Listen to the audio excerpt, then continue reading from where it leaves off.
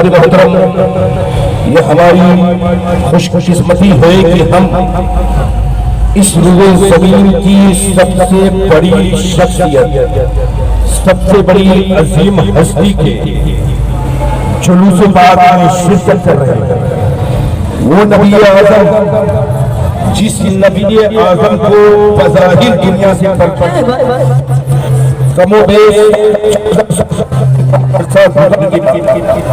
مگر آج بھی ہم صرف بالا گھاٹ کی سرزمین پر جلوس محمدی نہیں نکال رہے ہیں، بلکہ ہندوستان کے ہر شہر میں، ہندوستان کے ہر قصبے میں، ہندوستان کے ہر گلی میں، ہندوستان کے ہر گاؤں میں جلوس محمدی صلی اللہ علیہ وسلم کا انعقاد ہو رہا ہے۔ اور صرف ہندوستان ہی نہیں، میں نے اپنی آنکھوں سے دیکھا ہے، چاہے یورپ کے شہر ہو، چاہے برمنگھم شہر ہو، یا امریکہ کا نیو یارک ہو یا شکاگو ہو، آپ جا کے دیکھیں گے تو ان بڑے شہروں میں بھی جلوس محمدی کا اہتمام بڑی عام شان کے ساتھ ہوتا ہے۔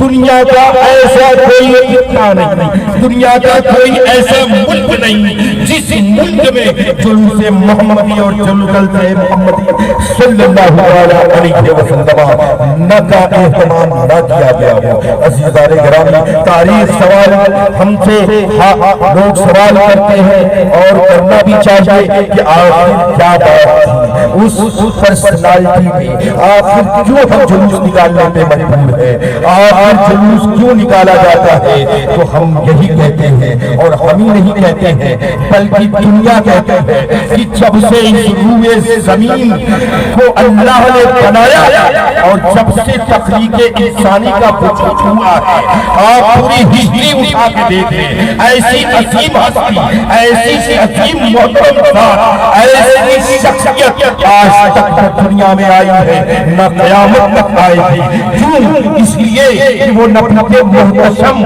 صرف ایک قوم کا نبی نہیں تھا، بلکہ اللہ نے عالمین کے لیے رحمت بنا کے بھیجا، اللہ نے پورے جہاں کے لیے رحمت بنا کے بھیجا۔ وہ نبی جس کا فرمان یہ ہے کہ اے بندو، جو زمین والوں پہ رحم نہیں کرتا اللہ اس پر رحم نہیں کرے گا۔ مطلب کیا ہے کہ زمین والوں میں انسان بھی ہے، جانور بھی ہے، چرند بھی ہے، پرند بھی ہے، اور کوئی ایسا نہیں کہ ایک زمین والے صرف قوم مسلم ہی ہے، بلکہ زمین والے وہ ہیں جن کے اندر اللہ نے جان رکھی ہے، چاہے وہ کسی مذہب سے تعلق رکھے، چاہے وہ کسی ملت سے تعلق رکھے۔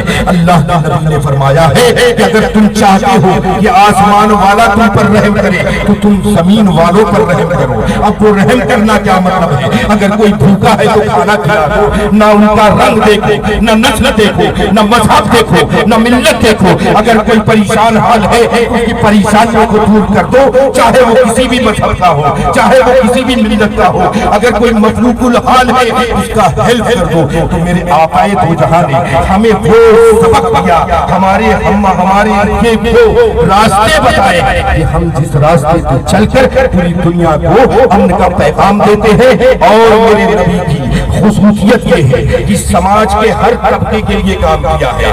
آپ دیکھیں عرب کے لوگ اپنی بیٹیوں کو زمین میں دفن کر دیا کرتے تھے، اس قدر جہالت، لیکن میرے نبی نے کہا نہیں، یہ بیٹیاں تو صافین من النار ہے، یعنی قیامت کے دن یہی تمہاری بیٹیاں جہنم کے درمیان کھڑی ہو جائیں گی، اور جہنم اور تمہارے بیچ دیوار پر کھڑی ہو جائیں گی، یہی بیٹیاں تمہیں جہنم سے بچا لیں گی۔ عزیزان گرامی، عورتوں کا حال کیا تھا کہ عورتوں کو اس جہالت میں بیٹے اپنی ماں کو لے جا کے بازار میں بیچ دیا کرتے تھے، لیکن میرے نبی جب آئے انہوں نے کہا کہ ماں کی عظمت یہ ہے کہ ماں کے قدموں کے نیچے جنت ہے۔ اے لوگوں سنو، تم میں سے اگر کسی سے تمہارے تمہاری ماں یا تمہارا باپ ناراض ہے تو تمہاری کوئی بھی عبادت اللہ کی بارگاہ میں قبول نہیں ہوگی، تمہاری کوئی عبادت قبول نہیں ہوگی۔ عزیز سالے محترم، یہ میرے نبی نے پیغام دیا۔ انسانوں کا حال کیا تھا، کالوں کا حال کیا تھا، عزیز سالے محترم بچوں کا حال کیا تھا۔ میرے نبی نے فرمایا، دیکھیے میرے نبی نے فرمایا کہ روئے زمین پر وہ گھر سب سے زیادہ محترم ہے جس گھر میں ایک یتیم کی پرورش ہوتی ہو، اس کے ساتھ رحم کیا جاتا ہو۔ آپ دیکھیں میرے نبی کی محبتوں کا معیار کیا ہے۔ یتیموں کے ساتھ رحم کرنے والوں کو کہا قیامت کے دن جنت میں میں اور قابل الیتیم یعنی یتیم کی کفالت کرنے والا ایسے ہوں گے۔ آپ قربان جائے، یعنی ایسے ہم ساتھ میں ہوں گے، اس کے ساتھ میں ہوں گے جو یتیم بچوں کی کفالت کر رہے ہیں، جو غریبوں کی کفالت کر رہے ہیں۔ ملت اسلامیہ ایسے مذہب جس مذہب کے امین نبی محتشم ہے، جو ہر قوم کے لیے رحمت ہے، ہر قوم کے لیے رحمت ہے، وہ نبی پاک صلی اللہ تعالیٰ علیہ وسلم نے ہمیں فرمایا کہ تم جہاں رہو امن کا امن کے پیغامبر بن کے رہو۔ عزیزان گرامی، ایک جگہ آج کچھ چاہیے تو ہمارے مذہب کو بدنام کرنے کے لیے کچھ ہمیں جیسے لوگوں کے کرتوتوں کی وجہ سے ہمیں بدنام کرنے کی کوشش کرتے ہیں۔ ایک کانفرنس میں شرکت ہوئی، عزیزان گرامی کچھ لوگوں نے کہا کہ اسلام تو ٹیررسٹ سکھاتا ہے، اسلام تو دہشت گردی سکھاتا ہے۔ عزیزان گرامی اس جگہ پہ اور بھی اسکالرز تھے، میں نے ایک سوال کیا کہ آپ یہ بتائیں، جانتے ہیں میرے نبی نے ہمیں سبق کیا دیا ہے کہ اگر وضو میں ضرورت سے زیادہ پانی خرچ ہو جائے تو یہ اسراف ہے، غسل میں ضرورت سے زیادہ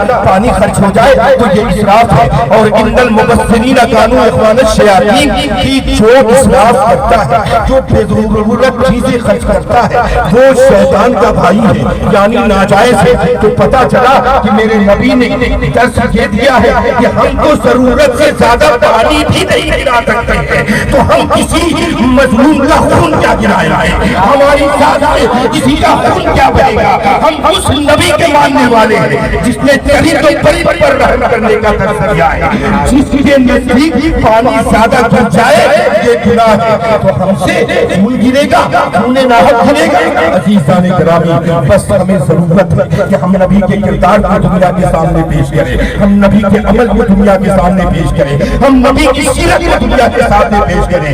آج بھی لوگ جب پرسنالٹی آف محمد عربی کا مطالعہ کرتے ہیں وہ متاثر ہو کر غلام بن جاتے ہیں، پیروکار بن جاتے ہیں، فالوور بن جاتے ہیں۔ ہمیں صرف اس وقت ضرورت ہے کہ ہم دنیا کی پیروی نہ کریں، دنیا کو فالو نہ کریں، ہم صرف اپنے نبی کی پیروی کریں، اپنے نبی کے فالوور بن جائیں۔